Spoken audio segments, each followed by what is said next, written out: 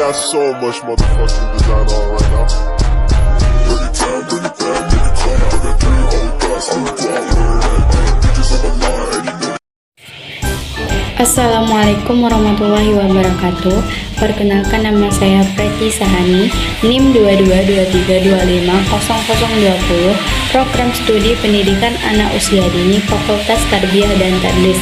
Di sini saya akan membuat video untuk memenuhi tugas UTS Psikologi Pendidikan.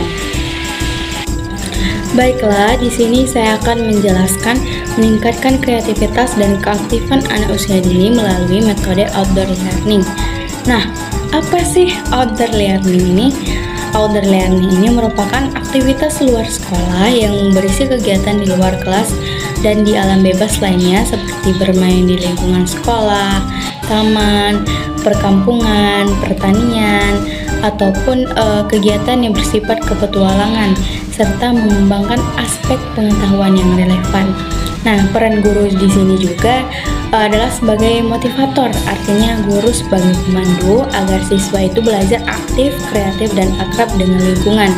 Jadi mengajar di luar kelas atau outdoor learning ini lebih melibatkan siswa secara langsung dengan lingkungan sekitar mereka sesuai dengan materi yang diajarkan, sehingga pendidikan di luar kelas lebih mengacu pada pengalaman dan pendidikan lingkungan yang sangat berpengaruh pada kecerdasan para siswa.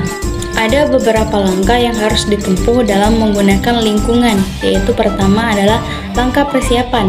Yang harus dipersiapkan adalah dalam hubungannya dengan pembahasan bidang studi tertentu, guru menentukan tujuan belajar yang diharapkan bisa diperoleh oleh siswa berkaitan dengan penggunaan lingkungan sebagai media dan sumber belajar.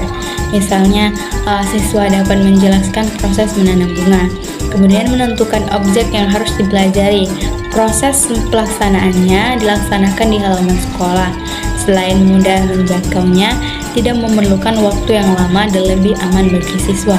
Kemudian yang ketiga, menentukan cara belajar siswa pada saat kegiatan dilakukan. Misalnya, siswa dibagi ke dalam beberapa kelompok dan diberi tugas dalam kegiatan belajarnya. Kemudian keempat, persiapan yang diperlukan untuk kegiatan menggambar seperti buku, gambar, krayon, pensil, dan penghapus. Kemudian kedua, langkah persiapan. Pada langkah ini adalah melakukan kegiatan belajar ke tempat tujuan sesuai dengan rencana yang telah dipersiapkan. Pada kegiatan ini melakukan kegiatan menggambar dengan objek yang telah ditentukan pada saat proses pembelajaran di luar kelas. Kemudian ketiga adalah langkah tindak lanjut. Nah, kegiatan belajar di kelas untuk membahas dan mendiskusikan hasil belajar dari lingkungan. Setiap kelompok itu diminta untuk melaporkan hasil-hasilnya untuk dibahas bersama. Adapun waktu pelaksanaan kegiatan di sekolah itu dimulai pada pukul 8 sampai 10 dengan tema rekreasi, subtema kendaraan rekreasi. Kemudian peserta didik yang hadir sebanyak 5 orang laki-laki dan 5 orang perempuan. Kemudian guru mendiskusikan terlebih dahulu tentang pelaksanaan materi, peralatan, dan perlengkapan yang diperlukan dalam pembelajaran agar kegiatan dapat berjalan dengan lancar. Berikut adalah deskripsi dari kegiatan pembelajaran yang telah berlangsung. Pertama adalah pembukaan. Nah, pembukaan ini diawali dengan guru mengucapkan salam dan anak menjawab salam.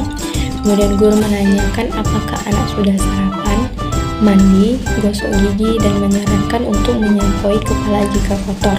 Kemudian sebelum belajar, anak membaca doa sebelum belajar, terus membaca surah Al-Fatihah dan membaca doa kedua orang tua. Kemudian yang kedua adalah kegiatan inti. Memasuki kegiatan inti dimulai dengan peserta didik yang ditanyai tentang pengalamannya, kendaraan apa saja yang digunakan anak ketika pergi ke tempat rekreasi.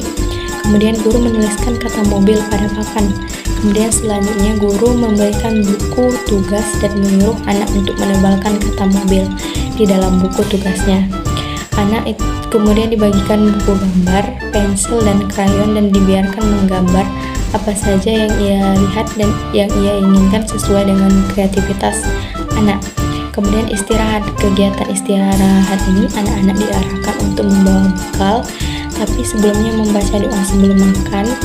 anak yang tidak membawa bekal berbelanja di warung terdekat di sekolah, dan anak-anak makan bersama dengan teman-temannya, dan sambil guru mengingatkan untuk membuang sampah pada tempat sampah. Kemudian penutup.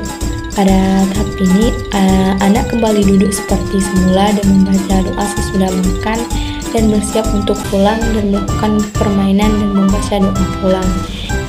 Itulah tadi penjelasan dari saya. Saya akhiri, wabillahi taufiq wal hidayah. Wassalamualaikum warahmatullahi wabarakatuh.